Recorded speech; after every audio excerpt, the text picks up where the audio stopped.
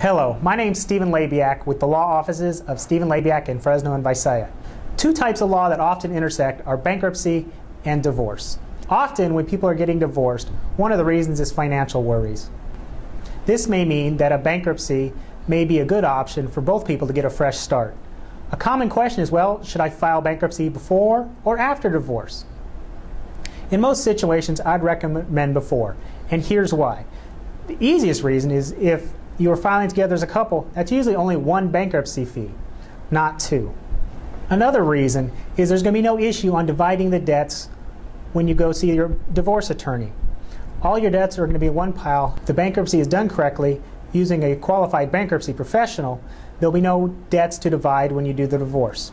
This means there'll be less issues to haggle over with your divorce attorney, and hopefully that'll help keep the costs down on that. There are some downsides though. One of which can be is if you're both having to earn more money to be able to maintain separate households, yet you file together, there can be income issues.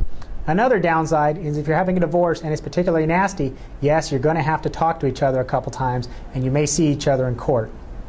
There can be upside to filing bankruptcy after your divorce, one of which is you now have two separate incomes and two separate households.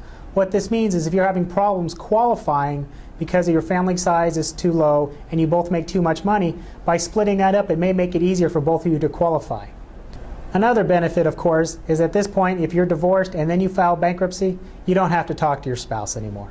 The downside of filing bankruptcy after you divorce is you need to understand that debts that you agree to take as part of the bankruptcy proceeding can be objected to by your ex-spouse and therefore not be discharged as part of the bankruptcy. For example, if you have a large Chase Visa bill for $50,000 that your spouse ran up but you agreed to take in the divorce proceedings, you cannot bankrupt that debt.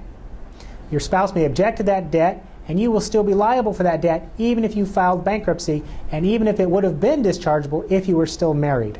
Another downside is if for some reason there was not a fair split of the community property assets, the bankruptcy trustee may go back and look at your assets as they were before the divorce, and you may end up losing assets even though you didn't take a fair share in the bankruptcy.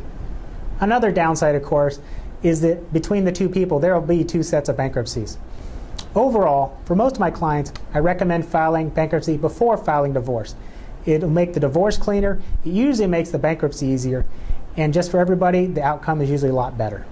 If you have any questions about this, feel free to give me a call at 559-274-2868. Thank you.